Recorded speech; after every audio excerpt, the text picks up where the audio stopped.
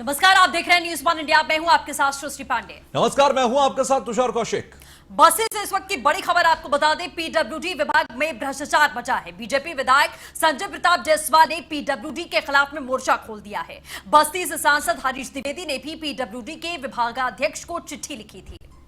तो वहीं प्रमुख सचिव विभाग अध्यक्ष से की थी शिकायत, लेकिन कोई कार्रवाई नहीं हुई। भ्रष्टाचार की शिकायत को लेकर बीजेपी विधायक संजय जायसवाल फिर हाईकोर्ट पहुंचे और हाईकोर्ट की लखनऊ बेंच में दायर की जनहित याचिका। विधायक संजय जायसवाल की जनहित याचिका पर होनी है सुनवाई। चीफ इंजीनियर बस्ती डॉक्टर और पीडब्ल्यूडी विभाग अध्यक्ष आर सिंह को विधायक ने बनाया है पार्टी। करोड़ों के टेंडर में हुए भ्रष्टाचार के साक्ष्यों के साथ में याचिका पर सुनवाई होगी। पीडब्ल्यूडी विभाग के खिलाफ में हल्ला बोलने वाले संजय प्रताप जायसवाल हैं रुधौली से विधायक। तो पीडब्ल्यूडी में लग गया है भ्रष्टाचार का दीमक। क्यों है विभाग के बड़े नाम मौन, बड़े अधिकारियों की को इस बात की कोई खबर क्यों नहीं है, बड़ा सवाल। जी हाँ, तो फैजाबाद मंडल का भी नहीं है हाल इससे जुदा। आपको बता दें, पीडब्ल्यूडी विभाग में लग चुका है भ्रष्टाचार का दीमक। करोड़ों रुपए की टेंडर को लेकर दहशत का माहौल है। सुल्तानपुर में निकाली गई टेंडर को लेकर दहशत है और अधिकारी कह रहे हैं करोड़ों का काम, आफत में जान। विवाद को लेकर 3 एग्जीक्यूटिव इंजीनियर्स ने मेडिकल से छुट्टी ले ली है। आपको बता दें, महीने भर की छुट्टी पर गए हैं executive engineer Dharmendra Kumar Ahirwar. Executive engineer Ravikant Rajak को दिया गया प्रांतीय खंड का चार्ज। रविकांत रजक भी नहीं झेल पाए ऊपरी और स्थानीय दबाव। 3 दिन के अंदर ही रजक ने भी ली मेडिकल छुट्टी। पीडब्ल्यूडी विभाग हुआ एग्जीक्यूटिव इंजीनियर विहीन और ऐसे में टेंडर मैनेजमेंट को लेकर लखनऊ से सुल्तानपुर तक अधिकारियों पर दबाव है। तो कुल मिलाकर यहां अंदर खूब झालमाल है और ऐसे में रविकांत रजक भी नहीं झेल पाए ऊपरी और अंदरी दबाव। जी हाँ, तो वहीं यूपी पीडब्ल्यूडी में पहले भी आपको बता दें इस तरीके का लोचा हो चुका है। बस्ती और देवरिया में कागजों पर बन गई थी 200 सड़कें। 200 सड़कें बनाकर करोड़ों का भुगतान किया गया। लगभग 50 करोड़ रुपए का चूना लगाया गया था। बस्ती में करीब 40 करोड़ रुपए की धनराशि डायवर्सन की गई थी। 600 फर्जी सप्लाई ऑर्डर्स बनाकर 6 करोड़ रुपए का भुगतान हुआ था। ये पीडब्ल्यूडी के अंदर करोड़ों का मामला है, करोड़ों की चपत लगाई जाती रही है। तो इसी के तहत में न्यूज़ वन इंडिया तमाम सवाल खड़े करता है कि आखिरकार पीडब्ल्यूडी विभाग में किसने भ्रष्टाचार मचा रखा है। जाहिर तौर पर बड़ा सवाल है क्योंकि एक जगह का मामला नहीं है। इसके साथ ही पीडब्ल्यूडी विभाग में भ्रष्टाचार की काले खेल का विलन कौन है, यह भी पता लगाना बहुत जरूरी है। विधायक ने क्यों खोला अपनी ही सरकार के खिलाफ में मोर्चा? शिकायत और साक्ष्यों के बाद भी अब तक कार्रवाई क्यों नहीं की गई? तो सवाल तो यह भी है और पूरी बेबाकी के साथ न्यूज़ वन इंडिया पूछेगा कि क्या हर मामले में न्यायपालिका को ही शामिल करने से हल निकलेगा? करोड़ों रुपए का काम है, आफत में क्यों यहां पर जान है? यह भी सवाल है कि कौन पीडब्ल्यूडी इंजीनियर्स पर दबाव बना रहा है, क्योंकि इस बात का जिक्र बार बार खबरों में हुआ है। टेंडर को लेकर दहशत में क्यों है पीडब्ल्यूडी इंजीनियर्स, ये भी एक बड़ा सवाल है। अधिकारियों पर कौन दबाव बना रहा है? क्या लोक निर्माण विभाग लोचा निर्माण विभाग बन गया है? आखिर क्यों आज हम लोक निर्माण विभाग को लोचा निर्माण विभाग कह रहे हैं, ये भी हम समझेंगे और सवाल बेबाकी से पूछेंगे। तो क्या लोक निर्माण विभाग में चल रहा है 1 2 का 4? जी हां, पीडब्ल्यूडी विभाग में लग गया है भ्रष्टाचार का दीमक। यह बड़ा सवाल है क्योंकि इतनी जगहों से एक जैसे मामले हैं। क्यों विभाग के बड़े नाम अभी तक मौन हैं? यह सवाल उठना बहुत लाजमी है और समझ में भी नहीं आता है कि इतने बड़े बड़े जो अधिकारी हैं वो चुपचाप बैठे हैं। पीडब्ल्यूडी विभाग में गड़बड़ झाला चल रहा है। ये इस सरकार में चल रहा है जो सरकार लगातार भ्रष्टाचार के खिलाफ में जीरो टॉलरेंस की नीति अपनाती आई। अधिकारियों के खिलाफ, कर्मचारियों के खिलाफ, कितना भी बड़ा अधिकारी क्यों ना हो, पॉलिटिकल पार्टी अपनी ही पार्टी के खिलाफ में मोर्चा खोलती आई है ये सरकार हमेशा से। लेकिन पीडब्ल्यूडी के अलग अलग इलाकों से इतने ज्यादा गड़बड़ झाले के मामले बहुत सारे सवाल खड़े करते हैं।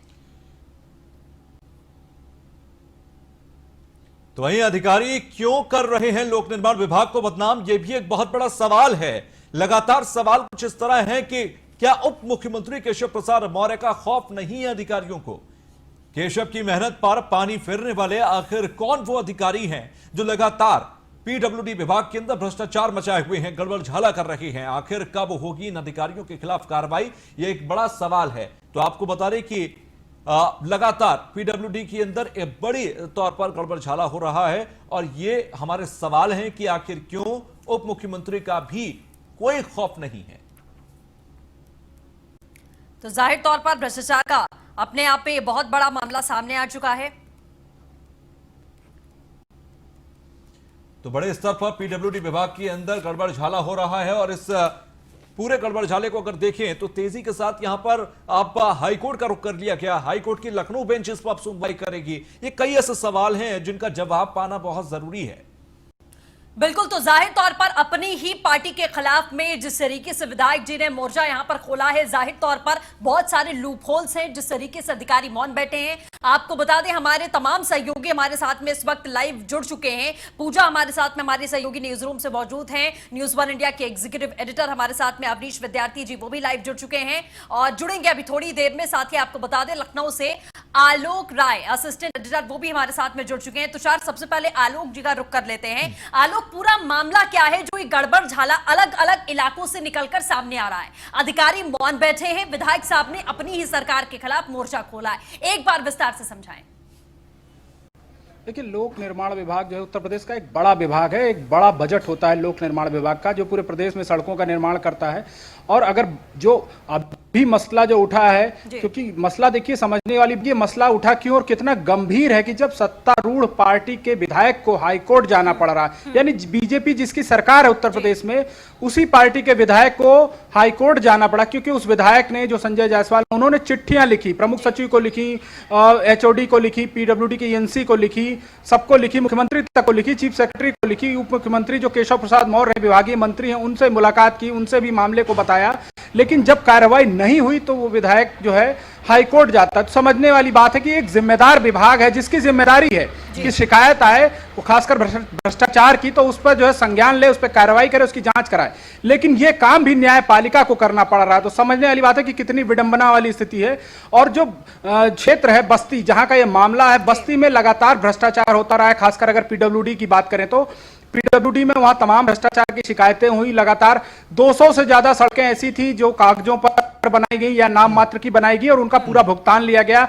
ऐसी सड़कें बना दी गई वहां पर जिन स्वीकृति नहीं थी, यानी जो सड़कें पास नहीं थी उन सड़कों को जबरदस्ती इंजीनियरों ने ठेकेदारों से मिलकर के बना लिया और उस पैसे की बंदरबांट कर ली गई। कई सड़कें थी जिनका जमीन पर पता ही नहीं है, लेकिन वो सड़कें कागजों पर बन गई और उनका पूरा भुगतान खा लिया गया।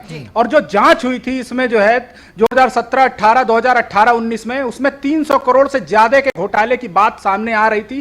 बहरहाल वहां कमिश्नर ने जांच की, अधीक्षण अभियंता ने जांच की, शासन तक भी मामला पहुंचा, लेकिन कोई ठोस कार्रवाई नहीं हुई। क्योंकि अगर कार्रवाई हुई होती तो विधायक को हाईकोर्ट नहीं जाना पड़ता। और सबसे बड़ी बात यह भी है कि पीडब्ल्यूडी की एक इकाई है उत्तर प्रदेश राज्य निर्माण निगम, जिसकी खबर न्यूज ऑन इंडिया ने लगातार दिखाई थी कि वहां किस तरह भ्रष्टाचार है। वहां पे हाईकोर्ट ने निर्माण निगम को ब्लैक लिस्ट कर दिया। सोचिए कितना बड़ा, समझने वाली बात है कि कितना बड़ा धब्बा है निर्माण निगम पर और कितना बड़ा सवाल है पीडब्ल्यूडी पर कि हाईकोर्ट जो है निर्माण निगम को ब्लैक लिस्ट कर रहा है और निर्माण निगम को जो है लाले पड़ गए हैं अपने कर्मचारियों की तनख्वाह देने के लिए, काम नहीं मिल रहा है। जिसकी वजह से आज हमें यह चर्चा करनी पड़ रही है कि आखिर पीडब्ल्यूडी विभाग उप मुख्यमंत्री केशव प्रसाद मौर्य के पास से शिकायतकर्ता बीजेपी के एमएलए हैं और ये पूरा गड़बड़झाला पीडब्ल्यूडी के अंदर हो रहा है, तो किसकी शह पर हो रहा है? अवनीश विद्यार्थी हमारे साथ एग्जीक्यूटिव एडिटर जुड़ गए। अवनीश जी, मेरा पहला और सीधा सवाल यही है कि पीडब्ल्यूडी उप मुख्यमंत्री देख रहे हैं, तमाम कोशिशें जारी सरकार के स्तर पर है कि पीडब्ल्यूडी जी की एक परंपरागत एक भ्रष्टाचार की छवि रही और एक कल्चर रहा उस डिपार्टमेंट के अंदर, उसको खत्म किया जाए,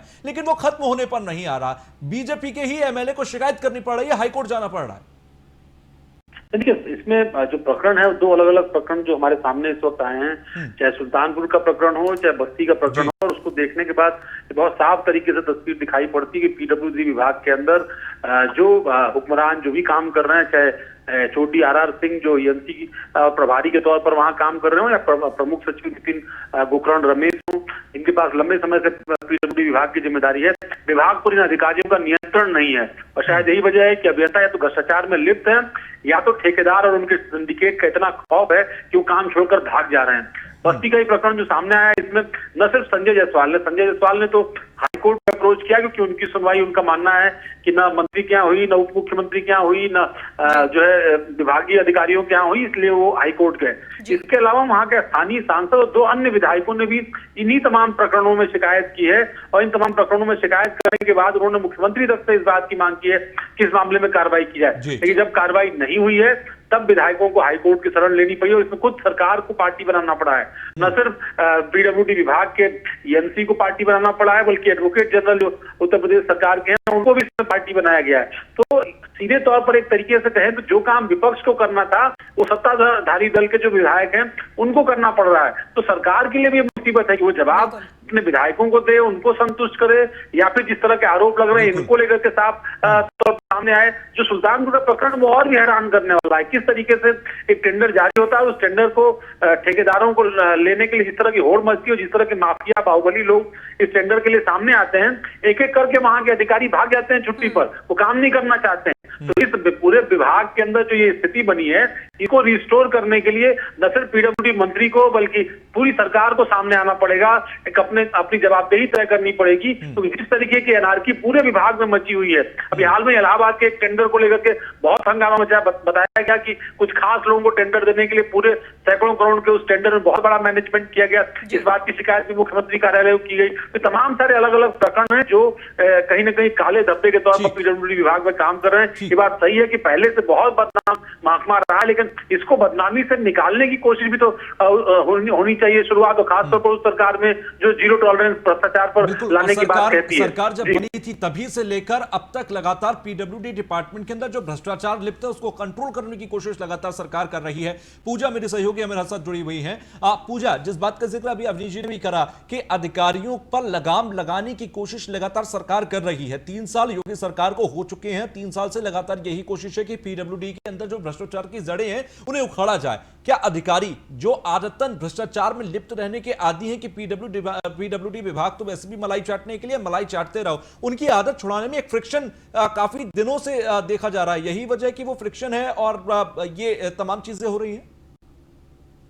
पहली बात तो ये कि बहुत ही चिंताजनक है कि जनप्रतिनिधि जिनको जनता ने चुनकर भेजा है कि आप हमारे हितों की बात कीजिए, आप हमारे मुद्दों की बात कीजिए, वो चीफ सेक्रेटरी तक अपना पत्र पहुंचाते हैं, वो पूरी रिपोर्ट तलब करते हैं, रिपोर्ट एक बार तैयार करते हैं, फिर चीफ सेक्रेटरी तक पहुंचाते हैं कि एक बार देख लीजिए किस तरीके से पीडब्ल्यूडी के अंदर पूरा भ्रष्टाचार चल रहा है। लेकिन हैरत की बात है कि उनके उस लेटर पर कोई रिस्पॉन्ड ही नहीं किया जाता। हमारे खुद जायसवाल साहब से बातचीत हुई, उनका कहना यह था कि उन्होंने चीफ सेक्रेटरी तक पूरी की पूरी रिपोर्ट भेजी, लेकिन उसके बावजूद भी उनके उस रिपोर्ट पर कोई भी रिएक्शन सामने नहीं आता है। वो मुख्यमंत्री तक बात पहुंचाते हैं, वो मुख्यमंत्री तक बात पहुंचाते हैं, वो सब तक बात पहुंचाते हैं, पूरी की पूरी तथ्यों के साथ में बात पहुंचाते हैं, पूरे सबूतों के आधार पर बातचीत करते हैं, लेकिन उसके बावजूद भी उन पर कोई भी कार्रवाई होती नजर नहीं आती है। इससे एक बात तो स्पष्ट हो जाती है कि ये भ्रष्टाचार जो अधिकारी फैलाते हैं उनका एक बहुत बड़ा नेटवर्क है, एक बहुत बड़ा सिंडिकेट है जो काम करता है। मुख्यमंत्री और उप मुख्यमंत्री सभी को ये लोग इस तरीके से घेर लेते हैं कि कई दफा ये उन तक को गुमराह करने में गुरेज नहीं करते हैं। इस तरह के पूरे मामलों को देखने के बाद तो यही नजर आता है। और आप हम सब लोग मिलकर अब तक न जाने ऐसी भ्रष्टाचार की कितनी खबरों के जरिए भ्रष्टाचार की जमीनों को हिलाने का काम कर चुके हैं। लेकिन हैरत की बात है कि हम लोग भी लगातार अब तक प्रयासरत है, लेकिन उसके बावजूद भी हालात ये है कि एक जनप्रतिनिधि, खुद सत्तारूढ़ दल का विधायक जो कि रुदौली से विधायक है जायसवाल साहब, उनको कोर्ट का सहारा लेना पड़ रहा है इंसाफ के लिए। बिल्कुल जाहिर तौर पर मैं आलोक जी के पास आऊंगी इसी बात को लेकर। आलोक जी, देखिए अभी तक कहीं पर भी भ्रष्टाचार होता था तो ये मामले होते थे कि अधिकारी हैं जो डिपार्टमेंट जिसके पास में है उसके खिलाफ में कार्रवाई की जाएगी, उनके खिलाफ में जरूर सरकार कार्रवाई करेगी। लेकिन यहाँ बड़ी हैरानी की बात है कि सब कुछ खुद उप मुख्यमंत्री के हाथ में है, उसके बावजूद अधिकारी छुट्टी पर जा रहे हैं, विधायक की कोई सुन नहीं रहा है, विधायक ऊपर तक चले जाते हैं कंप्लेन करने के लिए। तो अभी हम ये बात किसके ऊपर डालेंगे कि यहाँ किसकी शह चल रही है और किसकी शह पर गड़बड़ झाला हर जगह हो रहा है, एक दो नहीं हर जगह हो रहा है। अभी ये बात आप किसके ऊपर डाली जाएगी?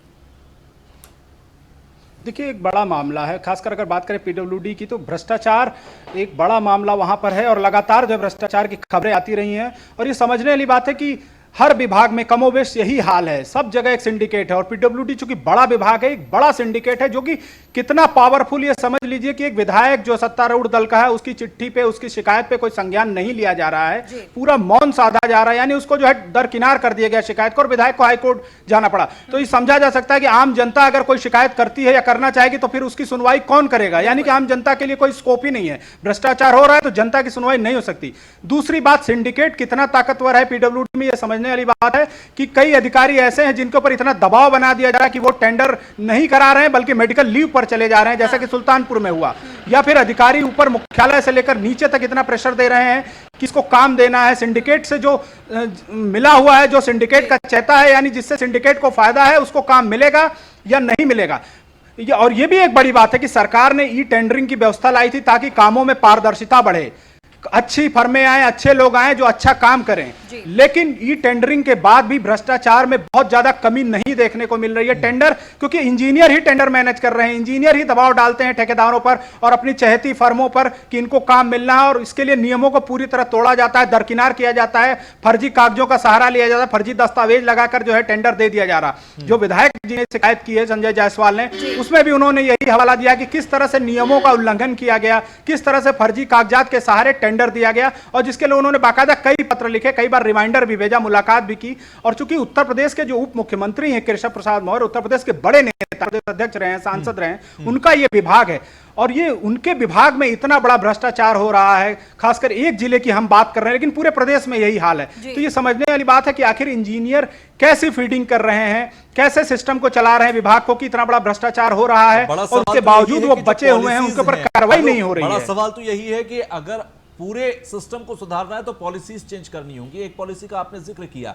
कि हमने ई टेंडर पॉलिसी लेकर आए, लेकिन आज भी वो इंजीनियर्स के हाथ में है, टेंडर्स इंजीनियर्स मैनेज कर रहे हैं, तो फिर भ्रष्टाचार जाएगा कैसे? अवनीश जी हमारे साथ जुड़े हुए, इस चीज को मैं उनसे समझूंगा। अवनीश जी, तमाम पॉलिसीज चेंज करने की कोशिश की गई, ई टेंडरिंग के प्रोसेस लाए गए, पूरे तरीके से इलेक्ट्रॉनिकली करने की कोशिश की गई, लेकिन उसके बावजूद भी वो वहां पर अभी भी ऐसी स्थिति है कि मैनेज करने वाला व्यक्ति वही है जो पहले भ्रष्टाचार करता था।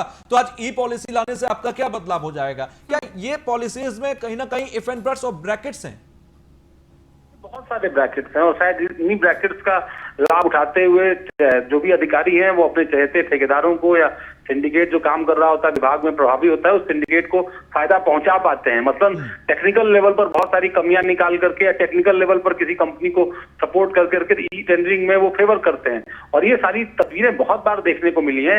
लेकिन बस्ती और सुल्तानपुर का ये प्रकरण इसलिए चौंकाने और हैरान करने वाला है कि बस्ती में बार बार घटनाएं हो रही हैं। इससे पहले भी पिछले साल 200 से ज्यादा सड़कों का मामला बस्ती और देवरिया का आया था, जिसमें फर्जीवाड़ा हुआ था, और तमाम सारी शिकायतों के बाद कुछ अधिकारियों के खिलाफ कार्रवाई की गई थी। अब इस साल फिर ऐसा प्रकरण आ जाए जिसमें एक दो टेंडर्स को लेकर के वहां के स्थानीय विधायक, स्थानीय सांसद, और न सिर्फ एक विधायक और एक सांसद बल्कि आसपास की सीटों से भी जो विधायक है उनकी ओर से भी शिकायत दर्ज की जाए, और शिकायत होने के बाद महीनों उस पर कोई कार्रवाई ना हो, कोई संज्ञान न लिया जाए, ये बहुत हैरान करने वाली बात है। और शायद इसी बात को लेकर के ये दबाव बना है और ये लगातार विषय सामने आया है। विधायक हाईकोर्ट गए, मैं नहीं जानता कि उनका पक्ष कितना मजबूत है, लेकिन इस मामले में चूंकि पहले से सांसद और 2 अन्य विधायक भी शिकायत कर चुके हैं, तो कुछ तो बात जरूर होगी, इसकी जांच होनी चाहिए थी। अगर जांच में कुछ गड़बड़ी थी तो वो तथ्य सामने आना चाहिए, और गड़बड़ी नहीं थी तो इन विधायकों और सांसदों को जवाब दिया जाना चाहिए था विभाग की ओर से कि भाई ये गड़बड़ी नहीं है। दूसरी तरफ सुल्तानपुर का मामला, जहां बाहुबली विधायकों का या बाहुबली छवि के ठेकेदारों का खौफ है कि अधिकारी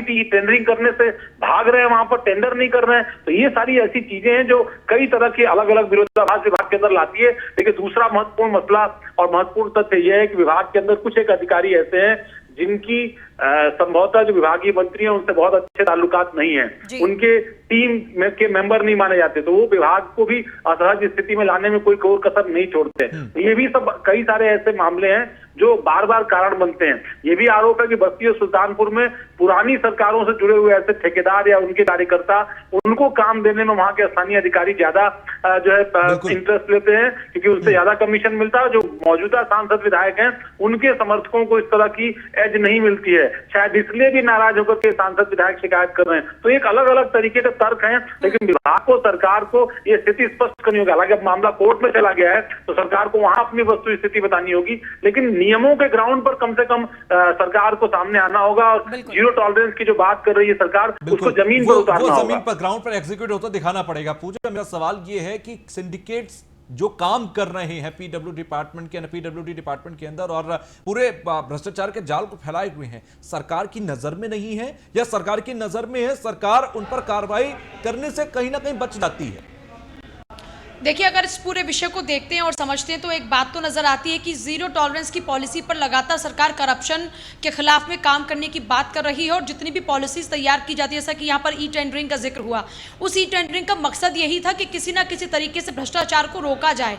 लेकिन कहते हैं जिनको भ्रष्टाचार का दीमक लग गया हो या फिर जिनको मलाई खाने की आदत पड़ गई हो, वो अपने लिए कोई ना कोई तरीके ईजाद कर ही लेती है। सरकार चाहे कितनी ही ट्रांसपेरेंसी लाने की बात करे या फिर कितनी ही उसके लिए प्लान बनाए, लेकिन ये अधिकारी जिनको भ्रष्टाचार करना है, ये अपने लिए कोई ना कोई तरीके इजाद कर ही लेते हैं। किसी ना किसी तरीके से घूमकर या घुमाकर ये अपना फायदा ढूंढ ही लेते हैं। इस तरह के पूरे प्रकरण में भी यही देखने को मिल रहा है। सरकार के कार्यकाल को 3 साल पूरा हुआ, लेकिन अभी तक भी भ्रष्टाचार पर लगाम लगाने के लिए सरकार के जो प्रयास हैं वो सफल नहीं हो पाए, क्योंकि काम इन्हीं अधिकारियों से लेना है। आमतौर पर सरकारें बदल जाती हैं, लेकिन अधिकारी यही रहते हैं। किसी सरकार में इनको ज्यादा मलाई खाने को मिलती है तो किसी सरकार में इनको कम मलाई खाने को मिलती है। लेकिन ये तो तय है तुषार कि ये लोग अपनी मलाई खाने का इंतजाम हर सरकार में कर ही लेते हैं, क्योंकि इनका इतना बड़ा सिंडिकेट काम करता है, इतना बड़ा नेटवर्क काम करता है कि ये पूरी तरीके से ये आम तौर पर सरकार के नुमाइंदों को भी घेर लेते हैं। सोचिए, अगर इस सिस्टम को आसान शब्दों में समझने की कोशिश करें तो सरकार की ओर से कोई भी अगर पॉलिसी बनाई जाती है तो उसके एग्जीक्यूशन का काम किसका? इन्हीं अधिकारियों का है। इनमें से कुछ वो हैं जो ईमानदारी से काम करना चाहते हैं तो उनके ऊपर प्रेशर आता है। जब प्रेशर आता है तो वो काम करना ही बंद कर देते हैं। कुछ ऐसे होते हैं जो इस बात को एक्सेप्ट कर लेते हैं कि काम तो करना ही पड़ेगा, कुछ भ्रष्टाचार के साथ ही सही। कुछ ऐसे होते हैं जो पूर्ण रूप से भ्रष्टाचार में लिप्त होते हैं और वो अपनी जेबें भरते रहते हैं। कुल मिलाकर 3 कैटेगरी के लोग सामने आते हैं और इन्हीं 3 कैटेगरी के साथ में ये भ्रष्टाचार धीरे धीरे धीरे कर चलता रहता है। कुछ मजबूरी से सरेंडर करते हैं, कुछ इसको अपनी जिंदगी का हिस्सा समझ लेते हैं और कुछ की जिंदगी में पहले से ये भ्रष्टाचार इतना ज्यादा लगातार बना हुआ होता है कि उनको इस बात से फर्क ही नहीं पड़ता। वो चूना लगाते रहते हैं सरकार को और सरकारी खजाने को नोच नोच कर सिर्फ अपनी जेबें भरते रहते हैं। बिल्कुल ठीक है आलोक, मैं इसी पूजा की बात से ही आपके पास आऊंगी कि क्या सरकारें बदल जाती हैं? सरकार जब से आई योगी आदित्यनाथ की तब से यही कहा गया, पहली प्रायोरिटी ही यही थी कि सबसे पहले भ्रष्टाचार का जो दीमक लगा है उसे खत्म किया जाएगा। हर विभाग से, हर डिपार्टमेंट से तमाम तबादले हुए, तमाम हमने ब्यूरोक्रेसी में भी देखा कि इस तरीके की उठापटक चलती रही कि भ्रष्टाचारियों के खिलाफ में कार्रवाई जरूर की जाएगी। बड़े बड़े मंत्रियों पर भी गाज गिराई गई, वो भी तस्वीर हमने देखी। लेकिन अभी भी जैसा पूजा ने कहा कि जस का तस मामला बना हुआ है, अधिकारी वही है, भ्रष्टाचार वैसे ही हो रहा है, कान इधर से पकड़ो या इधर से, लेकिन सिस्टम एक ही रवैये पे चलेगा। देखिए, बिल्कुल सरकार बदल जाती है लेकिन सिस्टम वही रहता है, क्योंकि इंजीनियर्स वही हैं, ब्यूरोक्रेसी भी वही है और काम उन्हीं से लेना है। लेकिन मुख्यमंत्री योगी आदित्यनाथ ने जब सरकार बनाई थी तो उन्होंने कहा था, जीरो टॉलरेंस की बात की थी और उन्होंने इसको जो सिद्ध भी किया। उन्होंने कई उदाहरण भी सेट किए, कई एग्जाम्पल सेट किए। उन्होंने कई बड़े अधिकारियों पर कार्रवाई की, सिंचाई मंत्री तक को हटाया, अपने कैबिनेट से वित्त मंत्री तक को हटाया।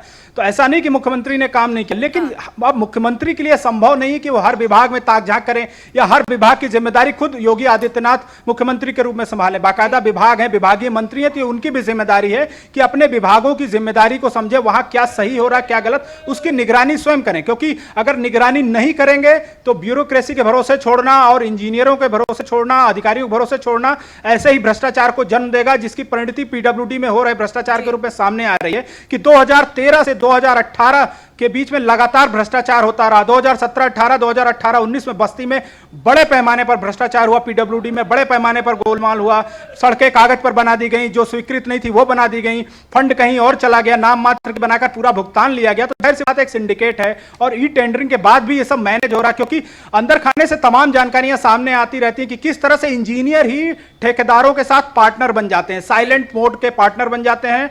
वो काम करते हैं, सामने ठेकेदार होता है, उसकी फर्म होती है, पर्दे के पीछे से इंजीनियर का पूरा सपोर्ट होता है, इंजीनियर की उसमें भागीदारी होती है। इसके अलावा कमीशन के रूप में उनको जो लेना है वो लेते ही है। तो समझा जा सकता है कि भ्रष्टाचार किस तरह से चल रहा है, सिस्टम किस तरह से काम कर रहा है और किस तरह से लूट खसोट मची हुई है, खासकर पीडब्ल्यूडी विभाग में। आलोक जी, अवनीश और पूजा, आप सभी बने रहिए हमारे साथ में। ये जिस तरीके का गड़बड़ झाला अब निकलकर सामने आया, बहुत सारे सवाल हैं जिनका जवाब हम लगातार ढूंढ रहे हैं कि भ्रष्टाचार पर लगाम लगाने के लिए जो कोशिशें, जो पॉलिसीज बनी है, क्या वो धरी की धरी रह जा रही हैं, वो कैसे इंप्लीमेंट हो रही हैं, ये इन तस्वीरों को देखने के बाद में समझ में नहीं आ रहा है। तो आज लोक निर्माण विभाग को हम लोचा निर्माण विभाग कह रहे हैं। कारण बहुत स्पष्ट है कि कई सालों से देख लीजिए, कई दशकों से देख लीजिए, लगातार पीडब्ल्यूडी विभाग में जब भी आप झांक कर देखेंगे भ्रष्टाचार की लंबी लंबी फाइलें नजर आएंगी, जिन पर या तो जांच चल रही होगी या फिर कुछ जांच नहीं चल रही होगी, वहां से भ्रष्टाचार चल रहा होगा। बहुत सारी फाइलों में सड़कें होंगी, निर्माण होंगे, लेकिन उन निर्माणों और सड़कों को जब आप ग्राउंड पर देखेंगे तो वो मिलेगा नहीं। 3 साल पहले योगी सरकार आई, जीरो टॉलरेंस की नीति लेकर आई। सरकार ने कहा कि हम हर डिपार्टमेंट से भ्रष्टाचार खत्म करेंगे, लेकिन अधिकारी वही है,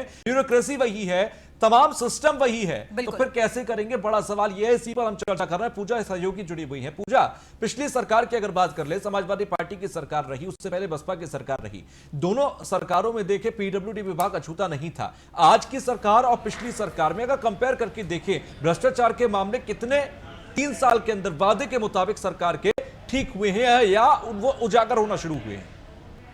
देखिए, अगर भ्रष्टाचार की बात करें तो भ्रष्टाचार नया ही नहीं है।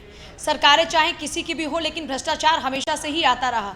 लेकिन अभी एक इस सरकार में अच्छी बात यह है कि कम से कम अगर इस तरह के भ्रष्टाचार के मामले सामने आते हैं तो तुरंत इस तरह के मामलों को लेकर मुख्यमंत्री योगी आदित्यनाथ की जो तत्परता रहती है इस तरह के मामलों पर कार्रवाई की, वो काबिले तारीफ रहती है। बस पिछली सरकारों से इस सरकार में यही फर्क नजर आता है ज्यादा, और क्योंकि सरकार इसी को ही अपनी अचीवमेंट में मानती है, क्योंकि इस सरकार के जो बनने का सबसे बड़ा रीजन था वो यही था कि सरकार ने यह वादा किया था लोगों से कि हम जीरो टॉलरेंस की पॉलिसी पर भ्रष्टाचार के खिलाफ में काम करेंगे।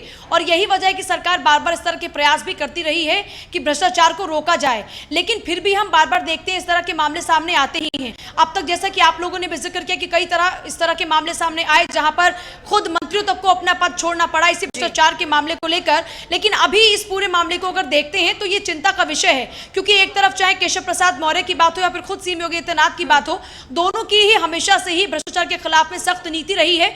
लेकिन यहां पर इस पूरे मामले को लेकर ये बहुत ज्यादा हैरत होती है कि जनप्रतिनिधि खुद बीजेपी के ही विधायक को चीख चीख कर ये कहना पड़ रहा है कि मेरी आवाज मैंने हर जगह पहुंचाने की कोशिश की, लेकिन उसके बावजूद भी मेरी बात को सुना नहीं गया और मुझे आखिरकार हाईकोर्ट जाना पड़ा है, क्योंकि मैं भ्रष्टाचारियों को उजागर करके ही रहूंगा।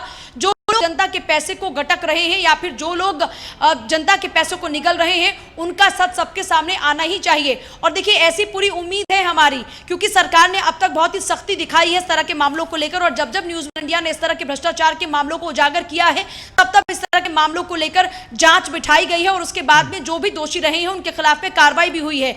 इस बार भी इस पूरे मामले को लेकर हम यही पूरी उम्मीद करते हैं कि न्यूज़ इंडिया जब एक बार फिर से ये प्रयास कर रहा है तो मुख्यमंत्री योगी आदित्यनाथ या फिर खुद केशव प्रसाद मौर्य, दोनों की ही ओर से इस पूरे मामले को लेकर संज्ञान भी लिया जाएगा और इस पूरे मामले को लेकर ठोस कार्रवाई करने का जो आश्वासन हमेशा से मिलता रहा है, एक बार फिर से वो आश्वासन मिलेगा भी। लेकिन इस बीच बस सबसे बड़ी जो चिंता का विषय है वो ये कि खुद विधायक महोदय ये कह रहे हैं कि साहब मैं तो चीफ सेक्रेटरी के पास तक पहुंच गया, मेरा पत्र वहां तक पहुंच गया, मेरी मुलाकातें सबसे हो गई, लेकिन उसके बावजूद भी इस पूरे मामले का जो समाधान होना चाहिए था वो समाधान अब तक नहीं हो पाया। सवाल है कि आखिर क्यों विधायक को जाना पड़ा हाईकोर्ट, क्यों सरकार के अंदर सुनवाई नहीं हुई? कपीश श्रीवास्तव हमारे साथ सपा के जुड़ गए हैं।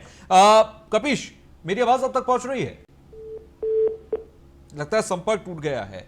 आलोक, मैं आपके पास आ रहा हूं। जिस तरह से अभी पूजा ने भी जिक्र किया कि मौजूदा सरकार की में यही बेहतर है कि यहां अगर कोई आवाज उठती है तो उसको सुन लिया जाता है, क्या पिछली सरकारों के दौरान जो मामले सामने आते थे और इस सरकार में जो मामला सामने आया उसमें मौजूदा विधायक की भूमिका यह है कि मौजूदा विधायक ये कह रहे हैं, जो शिकायतकर्ता भी हैं, कि मैंने कई बार सबूतों के साथ शिकायत की थी लेकिन उसके बावजूद भी मुझे हाईकोर्ट का ही न्याय के लिए रुख करना पड़ा?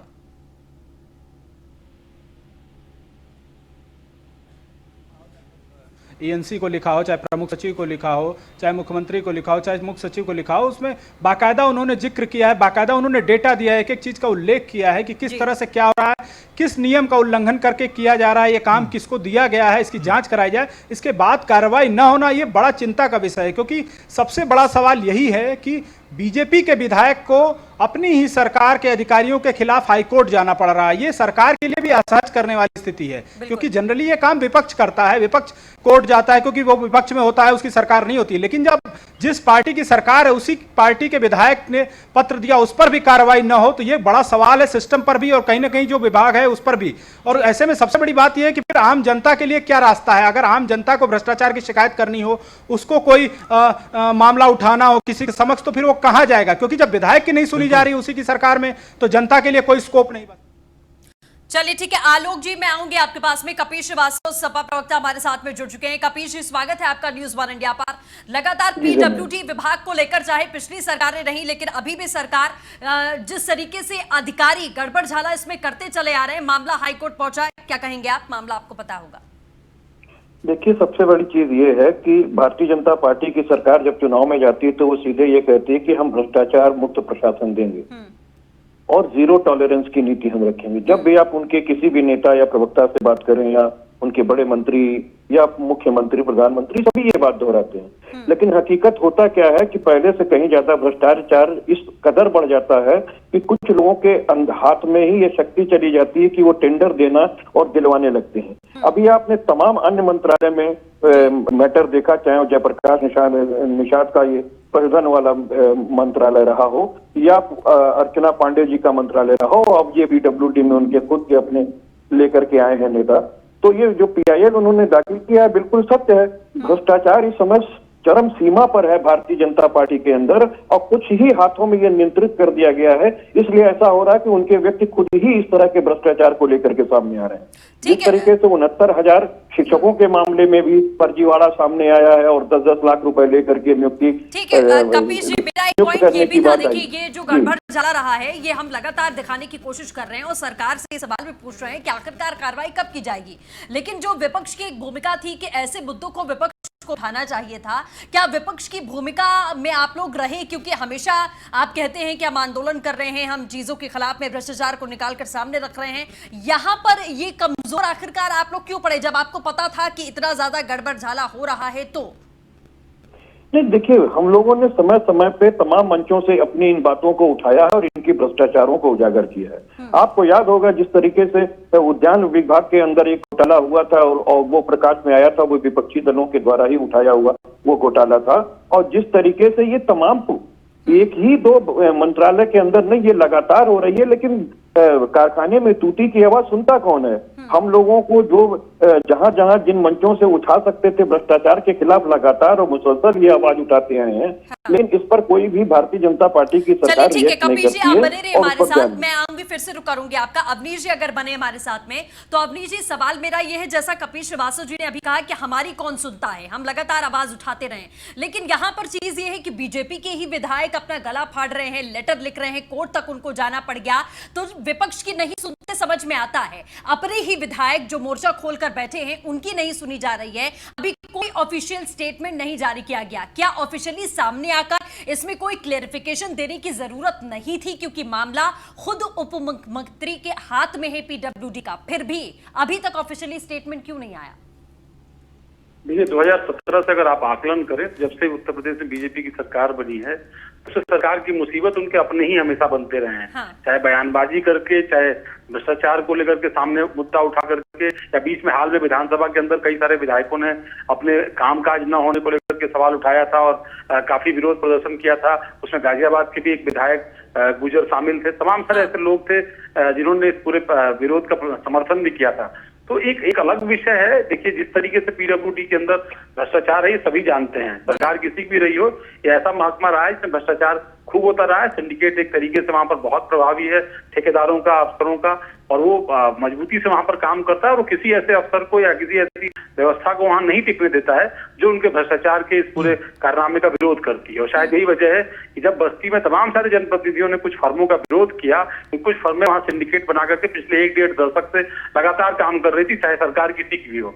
उन सिंडिकेट के ठेकेदारों ने, कंपनियों ने जब फिर से कुछ ठेके हथिया लिए, तब जो है इन जनप्रतिनिधियों ने इस मामले की शिकायत की एएनसी से, प्रमुख सचिव से, मंत्री से, लेकिन सुनवाई नहीं हुई। जिसके बाद उनमें से एक जनप्रतिनिधि संजय जायसवाल ने इस पूरे मामले में हाईकोर्ट में शिकायत की। मेरी अब से थोड़ी देर पहले बस्ती के सांसद हरीश द्विवेदी से भी बात हुई थी। उनका कहना था कि उन्होंने इस मामले में शिकायत की है, लेकिन चूंकि वो पार्टी के वफादार कार्यकर्ता है इसलिए वो किसी सार्वजनिक मंच पर तो नहीं जाएंगे, लेकिन उन्होंने पत्र के माध्यम से चाहे एएनसी हो या प्रमुख सचिव हो या मुख्य सचिव हो, उनको इस प्रकरण की शिकायत की है। तो इसका मतलब ये है कि प्रकरण में गंभीरता है। प्रकरण में कई सारे जो आरोप लगे हैं वो इस बात को पुष्ट करते हैं कि वहां पर सड़कों के ठेके को लेकर भ्रष्टाचार हुआ। भ्रष्टाचार पहले भी इंगित होता रहा है। सरकार में और विभागीय अधिकारियों ने उस पर कार्रवाई न करके इसको हवा दी है, और हवा देने के बाद अभी सरकार के खिलाफ मुद्दा बन गया है। सरकार को कोर्ट में भी जवाब देना होगा, जनता के बीच भी आकर जवाब देना होगा। सरकार की फिलहाल मुश्किलें पीडब्ल्यूडी ने जरूर बढ़ा दी है। जी बिल्कुल। और आलोक, अगर देखें जिस तरीके से कपीश भी अभी कह रहे थे कि हम तमाम मुद्दों को उठा लेते हैं, जब समय समय पर आता है, हमारे कोई भी मामला आता है तो हम आगे रखते हैं। एक सवाल इस बीच में ये उठता है कि इससे पहले निर्माण निगम को ब्लैकलिस्ट किया कोर्ट ने, अब ये मामला हाईकोर्ट की लखनऊ बेंच के पास पहुंच गया है। लगातार उत्तर प्रदेश सरकार के पीडब्ल्यूडी विभाग के मामले अगर कोर्ट में जाएंगे तो क्या कहीं ना कहीं सरकार की इमेज पे काला धब्बा नहीं लगने लगेगा, और खासकर पीडब्ल्यूडी डिपार्टमेंट के ऊपर? देखिए, पहले जो जरूरी बात यही है कि जो विभाग हैं जिनकी ये जिम्मेदारी थी कि इन शिकायतों का, जो भी शिकायतें थी विधायक की हो या किसी की भी हो, अगर उसके पास आती है तो उनका निस्तारण करे, उसकी जांच कराए, उसका निस्तारण करे। लेकिन जब विभागों की जिम्मेदारी जो है वो अपना काम नहीं कर रहे हैं, वो चीजें न्यायपालिका तक जा रही हैं, हाईकोर्ट तक जा रही, तो एक बड़ी विडंबना है। इसका सीधा संदेश यही है कि विभाग अपनी जिम्मेदारी से जो है परे जा चुके हैं, वो काम नहीं कर रहे हैं, जो उनकी जिम्मेदारी है उस पर ध्यान नहीं दे रहे हैं, तभी लोग न्यायालय के पास जा रहे हैं। और इस वजह से जाहिर सी बात है न्यायालय पर भी काम का बोझ बढ़ रहा है, और कहीं ना कहीं सरकार से टकराव की स्थिति भी होती है, क्योंकि न्यायालय ऐसे मामलों पर बार बार सरकार को जो है आदेश देता है, निर्देश जारी करता है। तो जाहिर सी बात है पीडब्ल्यूडी में ये सब बड़े लंबे समय से चल रहा था। और मैं एक बात का खास तौर से जिक्र करना चाहूंगा कि अक्सर देखने में आता है कि जो निर्माण से जुड़े हुए बड़े विभाग हैं, जैसे कि पीडब्ल्यूडी है उत्तर प्रदेश में, जब फाइनेंशियल ईयर खत्म होने वाला होता है, यानी जब वित्तीय वर्ष खत्म होने वाला होता है, नजदीक आ रहा होता है, तो उस समय काम की बाढ़ आ जाती है। विभाग काम पे बहुत जोर देता है, क्योंकि उस समय बंदरबाट होती है, जो बजट होता है वो लैप्स होने वाला होता है, इसलिए उसको जल्दी जल्दी काम करके, चाहे वो पैच वर्क हो या कोई भी वर्क हो, किसी तरह उसको समायोजित करने का एक बड़ा खेल चलता है, और एक लंबे समय से चल रहा है। आखिर साल भर काम क्यों नहीं होता है? जब बजट विभाग में है तो साल भर काम न करके आखिरी दिनों का इंतजार किया जाता है कि जब वित्त वर्ष खत्म होने वाला होगा तो उससे पहले काम किया जाएगा। तो एक पूरा सिस्टम, एक रैकेट है, जो लास्ट में काम करता है उसकी बंदरबाट की जाती है ताकि बजट समायोजित किया जा सके, उसमें कमीशन लिया जा सके, उसमें भ्रष्टाचार किया जा सके। कुल मिलाकर एक बड़ा नेक्सस है, एक बड़ा जो है गैंग है, जो पूरी तरह से पीडब्ल्यूडी में हावी है, और अपने हिसाब से अधिकारियों की ट्रांसफर पोस्टिंग भी कराता है, अपने हिसाब से इंजीनियरों को जो है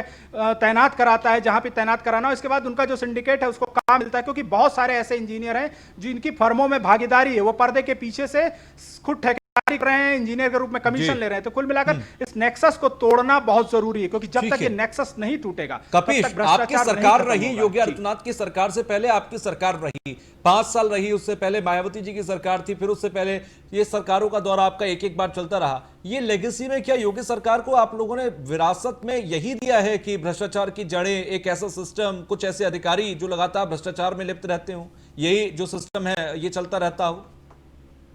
देखिए, एक चीज हम स्पष्ट रूप से कह देते हैं कि पूर्ववर्ती सरकारों पे आरोप लगाने से कोई फायदा नहीं है। इस वजह से नहीं है कि अगर हमने कोई भ्रष्टाचार किया होता तो 3 साढ़े 3 साल की योगी सरकार होने जा रही है, आज तक हमारे ऊपर तमाम तरह के मुकदमे दाखिल हो चुके होते। लेकिन हकीकत क्या है, हम लोगों ने 0 टॉलरेंस रखा भ्रष्टाचार के मामले में, जिसका ये नतीजा है कि आज हम लोग, हमारे किसी भी मंत्री के ऊपर भ्रष्टाचार का कोई मुकदमा नहीं हो पाया है, और ना ही उस पर कोई परिणाम आया है। दूसरी बात ये मैं जरूर कहना चाहूंगा कि देखिए, जहां तक बातें इस समय भ्रष्टाचार की हैं, तो वो पार्टी जो कि इसी नाम पर बनती रही है, लोगों को रिझाती रही है, लोगों से झूठ बोलती रही कि हम जब आएंगे तो आपको भ्रष्टाचार मुक्त भारत देंगे, उत्तर प्रदेश देंगे, और लोगों ने उन्हें जिता करके भेजा है, और 0 टॉलरेंस की बात करते हैं। लेकिन आप देखिए कि देखिए कपीश, इस बात से तो आप इस बात को नहीं निकाल पाएंगे, आप इस बात से तो इस बात को नहीं निकाल पाएंगे कि विरासत में आपने ये एक ढुलमुल वाला, भ्रष्टाचार वाला सिस्टम नहीं दिया। विरासत में आप इस बात को तो नहीं कह पाएंगे कि आपने विरासत में ये नहीं दिया कि आपके ऊपर मुकदमा दर्ज नहीं हुआ, तो इसलिए आप इस बात को साबित कर दें। अवनीश, मैं आपसे कंफर्म करूंगा जिस बात को कपीश ने कहा कि हमने कोई भ्रष्टाचार नहीं किया था, इसलिए मौजूदा सरकार में हमारे ऊपर कोई मुकदमा दर्ज नहीं हुआ, क्या यह बात गले के नीचे उतर सकती है? अवनीश, क्यों नहीं गले के नीचे उतरनी चाहिए? अवनीश, हमारा संपर्क टूट गया। आलोक, यही सवाल मैं आपसे करूंगा। देखिए, सबसे बड़ी चीज ये है कि खाली कह करके आरोप लगाने से कोई फायदा नहीं होता है। आलोक, पहले मैं कपीश आ रहा हूं आपके पास, कपीश में आ रहा हूं आपके पास, कपीश में आऊंगा, पहले आलोक की बात सुन लेता हूं, फिर मैं आपसे यही सवाल दोबारा करूंगा। आलोक, देखिए, लखनऊ में एक रिवर फ्रंट बनाया गया था गोमती नदी किनारे, पिछली सरकार का एक बड़ा प्रोजेक्ट था जो कुछ 100 करोड़ का था, 400-500 करोड़ से, लेकिन वो बढ़ते बढ़ते 1000 करोड़ से ऊपर का पहुंच गया, और मुख्यमंत्री योगी आदित्यनाथ के निर्देश पर ही उसकी सीबीआई जांच हो रही है, और ये पिछली सरकार का ही घोटाला। तो इससे समझ में आता है कि क्या था पिछली सरकार में भी और उससे पिछली सरकार में भी। लगातार घोटाले होते रहे हैं। अंबेडकर पार्क घोटाला रहा बसपा सरकार का, रिवर फ्रंट रहा सपा सरकार का। हो गया होगा रिवर फ्रंट के मामले में। ये तो आप ही का प्रोजेक्ट था ना सर, आप ही के समय पे हुआ था। नहीं देखिए, पहली चीज आपको मैं ये बता दें, रिवर फ्रंट के अंदर जो बजट बार बार बढ़े हैं उसका कारण ये है चलिए कि ठीक है, कपिल जी मैं आऊंगी बढ़ते आपके पास में। कमर अली साहब बीजेपी प्रवक्ता हमारे साथ में जुड़ चुके हैं। कमर अली साहब देखिए, बहुत बड़ा सवाल है आज की पीडब्ल्यूडी विभाग में जिस तरीके का घोटाला सामने आ रहा है, एक एक करके अलग अलग जगहों से सेम तरीके की चीजें सामने आ रही हैं। आपने नजीर पेश करने वाली सरकार अपने आप को सामने रखा कि हम नजीर पेश करते हैं भ्रष्टाचार के खिलाफ में कार्रवाई करके, लेकिन अगर आप वाकई में भ्रष्टाचारियों के खिलाफ में कार्रवाई कर रहे हैं तो ये पीडब्ल्यूडी विभाग में इस तरीके के घोटाले कैसे हो रहे हैं? प्लीज आप ये जस्टिफाई करिए। देखिए, माननीय मुख्यमंत्री जी, हमारी सरकार बनी, माननीय मुख्यमंत्री जी ने ये कहा था कि हम भ्रष्टाचार वालों के खिलाफ कार्रवाई करेंगे, और अधिकारी आपने देखा 490 अधिकारी जो है इसमें भ्रष्टाचार में लिप्त पाए गए, उनको जेल भेजा, ईडब्ल्यू जांच उनकी हुई, उनके खिलाफ लगातार कार्रवाई हुई है। एंटी करप्शन ब्यूरो ने भी उनको पकड़ा है। उसके बाद आपने देखे, उसके बाद अगर आप लगातार देखेंगी तो करीब 1100 लमसम लोग जो है रिटायर किए गए। तो रिटायर जो काम नहीं करना चाह रहे थे उनको रिटायरमेंट उनका किया गया है। जो लोग भ्रष्टाचार कर रहे थे, कमर अली साहब, मैं ये डेटा नहीं जानना चाह रही हूँ, मैं ये डेटा जानती हूँ। आप जिस डेटा की माला जप रहे हैं सर, वो डेटा मैं बहुत अच्छे से जानती हूँ। मैं आपसे सिर्फ ये जानना चाह रही हूँ कि पीडब्ल्यूडी विभाग कोई छोटा मोटा विभाग नहीं है। उप मुख्यमंत्री के हाथ में ये विभाग है, इसलिए आपकी ही विचारधारा पर, आपकी पॉलिसीज पर बहुत बड़ा बट्टा लग रहा है सर। इसलिए मैं ये सवाल पूछ रही हूँ कि 3-3.5 साल बीत गए, क्या पीडब्ल्यूडी विभाग से भ्रष्टाचार आप 1% भी कम नहीं कर पाए? सीधा सवाल है, सीधा जवाब। देखिए, मैं आपको सीधा सा जवाब दे रहा हूँ। आप जानती हैं 15 साल के लंबे के बाद हम लोग सरकार में आए और लगातार हम भ्रष्टाचार के ऊपर काम कर रहे हैं, और 3.5 साल में हमारी सरकार जो लगातार काम कर रही है, उसी का नतीजा है कि इतने अधिकारी जेल भेजे गए, उसी का नतीजा है कि इतने लोगों को रिटायरमेंट दिया गया है। तो लगातार कार्रवाई हो रही है। अगर हमारा कोई विधायक भी है, अगर हमारा कोई कार्यकर्ता भी है, अपोजिशन वाला भी है, अगर वो बताता है कि यहाँ पे भ्रष्टाचार हो रहा है। कमर अली साहब, अफसोस तो इसी बात का है कि आपके ही विधायक मोर्चा खोलकर बैठे हैं, आपके ही विधायक की चिट्ठी आपने नहीं सुनी, आपके ही विधायक का जवाब आपने नहीं दिया, आपके ही विधायक आपको आईना दिखाते रह गए और आखिरकार कोर्ट जाना पड़ा। अब कोर्ट में तो आपको जस्टिफिकेशन सर देना ही पड़ेगा, लेकिन अफसोस की बात यह है कि खुद आपके ही विधायक आपके ही खिलाफ मोर्चा खोलकर खड़े हुए हैं। अब इसमें आप क्या जवाब देंगे? पार्टी, क्योंकि आप जानते हैं कार्यकर्ताओं की पार्टी है, और भारतीय जनता पार्टी में हमने देखा माननीय मुख्यमंत्री जी हो, प्रधानमंत्री जी हो, लगातार भ्रष्टाचार के ऊपर काम करते रहे और नजीर भी पेश करी, हमेशा नजीर पेश करी हमारी सरकार ने, और आगे पेश करती रहेगी। इस तरीके की नजीर आप सर 3.5 साल हो गए, 3.5 साल हो गए। 3.5 साल में आप ये कह रहे हैं कि हम लगातार काम कर रहे हैं। अब 1.5 साल बाद आपको जनता के बीच जाना है। पीडब्ल्यूडी विभाग के बारे में, वहां के भ्रष्टाचार के बारे में एक एक जनता जानती है किस तरह से भ्रष्टाचार होता है वहां पर। हर कोई सड़कों पर देखता है भ्रष्टाचार होते हुए। अब मुझे सीधा सा सवाल का जवाब दीजिए कि इस कॉन्कर को तोड़ने में, सिंडिकेट को पकड़ने में, सिंडिकेट अधिकारी वो कौन से हैं जो भ्रष्टाचार का काला खेल खेलते हैं, अंदर बैठकर पूरे सिंडिकेट चलाते हैं? अभी तक 3 साल में सरकार समझ नहीं पाई। देखिए, आप जानते हैं कि बहुत, क्योंकि ये मथाधीश हो गए हैं, ये जो ये भ्रष्टाचार करते थे, इनके बहुत बड़े बड़े लंबे रैकेट आपने देखे हैं, इनके गिरोह बंदी करके काम करते थे, इनके गिरोह आप देख रहे हैं, मैं इनकी चैन को तोड़ रही है हमारी सरकार, और लगातार ही इसी का नतीजा है कि पकड़े जा रहे हैं बार बार, क्योंकि इन्होंने जो भ्रष्टाचार का अपने चरम सीमा पे आपने देखा, मैंने आपसे कहा 15 साल तक आपने देखा मुलायम सिंह जी बैठे तो कहते मायावती को मैं जेल भेज दूंगा, मायावती जी कहती हमारी सरकार बनाई भ्रष्टाचार पे, उनको जेल भेज देंगे। तो आप बताइए, दोनों लोगों ने, उसके बाद भतीजा ने जो था बुआ के साथ गठबंधन कर लिया कि भ्रष्टाचार न खुल पाए। तो ये सब भ्रष्टाचार के जो, जिन लोगों ने भ्रष्टाचार को किया, आगे बढ़ावा दिया, वही आपस में गठबंधन किया। हमारी सरकार देखिए, इन लोग भ्रष्टाचार के ऊपर काम करते रहे, हमारी सरकार पकड़ने पे काम कर रही है। देखिए, जनता का पैसा है, जहां जहां जनता का पैसा बर्बाद होगा हमारी सरकार कार्रवाई करेगी। उसका नतीजा है कि हम लोग भ्रष्टाचारियों को छोड़ने वाले नहीं है, और हमारी सरकार छोड़ेगी भ्रष्टाचारियों को। तो ये जो लॉबी है सर, जो सिंडिकेट है, जिसकी बात आप कर रहे हैं कि मठाधीश हो गए हैं, क्या ये मठाधीश सरकार से ऊपर हो जाते हैं? पूजा हमारे साथ जुड़ी, वो भी कुछ पूछना चाह रही थी। पूजा, आप सवाल ले सकती हैं। कमर अली साहब, मेरा सवाल आपसे ये है, डबल इंजन की आपकी सरकार है, आप कहते हैं कि हम जीरो टॉलरेंस की पॉलिसी पर काम कर रहे हैं, बिल्कुल ठीक बात है कि आप लोग कह रहे हैं कि हम भ्रष्टाचार के खिलाफ काम कर रहे हैं और आप उस पर काम कर भी रहे हैं, तो कहां पर खामी है और कौन वो लोग हैं जो सरकार को गुमराह कर रहे हैं? और जीरो टॉलरेंस की पॉलिसी का जो आपका सपना है, जिसको आप पूरा करना चाहते हैं, उस सपने में ये लोग रोड़ा बन रहे हैं। कौन है वो लोग? कौन सा नेक्सस है जिसको आप लोग पकड़ नहीं पा रहे हैं? देखिए पकड़ने लगातार कार्रवाई चली, उसी नतीजा मैंने आपसे कहा, उसी नतीजा है कि इतने एक अधिकारी पकड़े गए, इतने एक अधिकारी को जेल भेजा है।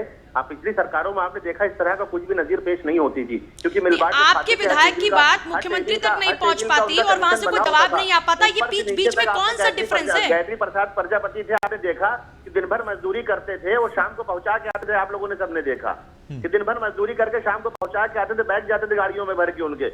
हमारी सरकार ने उन चीजों को नहीं होने दिया। हमारे किसी मंत्री में भ्रष्टाचार का आरोप नहीं है।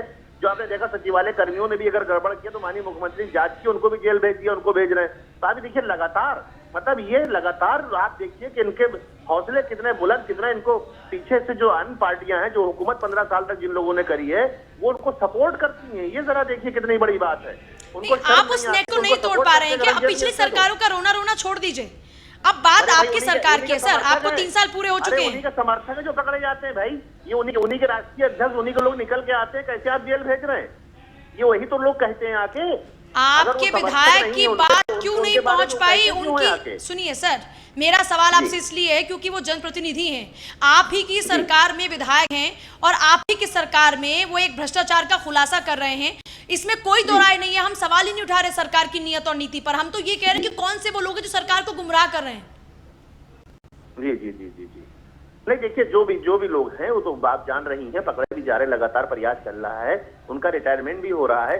देखिए कमर अली साहब, देखिए ये बहुत अफसोस की, बहुत हास्यास्पद बात आप कह रहे हैं कि आप जान रही हैं, आप जान रही हैं, हम लोग तो जान ही रहे हैं सर, हम तो आपको दिखाई रहे हैं, हम लोग तो जान ही रहे, हम आपको दिखाई रहे। अफसोस की बात यह है कि आपको दिखना चाहिए, आपको कार्रवाई करनी चाहिए, लेकिन हमें चीख चीख कर बताना पड़ रहा है आपको कि सर ये लोग हैं और ऐसे ऐसे भ्रष्टाचार हो रहा है, हाथ जोड़कर आप कार्रवाई करिए उनके ऊपर।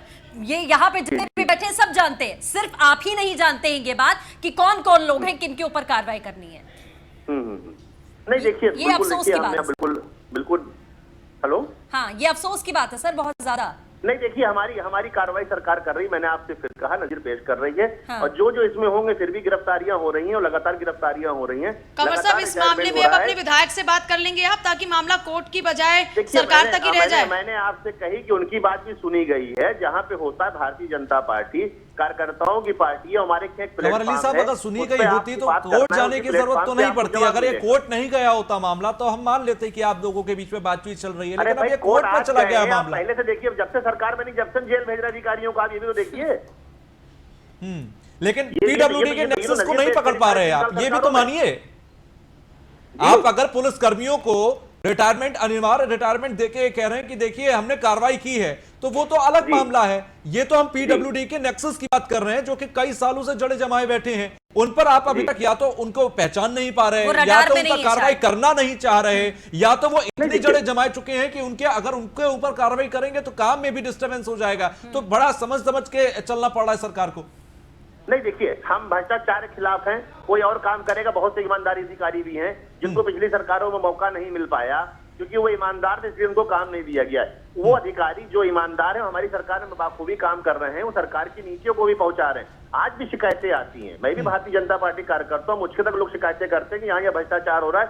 मैं भी माननीय मुख्यमंत्री जी को लिखता हूँ, मैं भी अवगत कराता हूँ, माननीय मुख्यमंत्री जी उस पर कार्रवाई करते हैं। तो जो कार्यकर्ता है वो बताता है कि यहाँ देखिए भ्रष्टाचार तो है, बिल्कुल मानना पड़ेगा इस बात को, लेकिन हमारी सरकार ने खत्म किया है, खत्म करने की राह पे ये भी देखिए आपको मानना पड़ेगा। अगर पीडब्ल्यूडी में शायद वो आखिरी नंबर पे है, शायद लिस्ट में लास्ट नंबर पर है, कहना पड़ेगा शायद सर पीडब्ल्यूडी का जो डिपार्टमेंट है वो आपकी लिस्ट में आखिरी नंबर पर है, इसीलिए अभी तक आप पहुंच ही नहीं पाए हैं वहां पर। भ्रष्टाचार खत्म कर, और सब जगह आपने खत्म कर लिया, लेकिन पीडब्ल्यूडी आखिरी नंबर पर है, इसलिए आप पहुंच नहीं पाए हैं। जो डिपार्टमेंट खुद उप मुख्यमंत्री के हाथ में हो सर, वहां पर अगर आप ये स्टेटमेंट दे रहे हैं कि हम कार्रवाई करेंगे, तो ये आपकी विचारधारा, आपकी नीति और आपकी नियत पर सवाल जरूर खड़ा होता है सर। जो काम विपक्ष को करना चाहिए वो आपकी ही पार्टी का विधायक कर रहा है, तो आपकी सूची में पीडब्ल्यूडी विभाग अभी सबसे नीचे है। शायद चुनाव के 6-7 महीने पहले आप कार्रवाई करना शुरू करेंगे।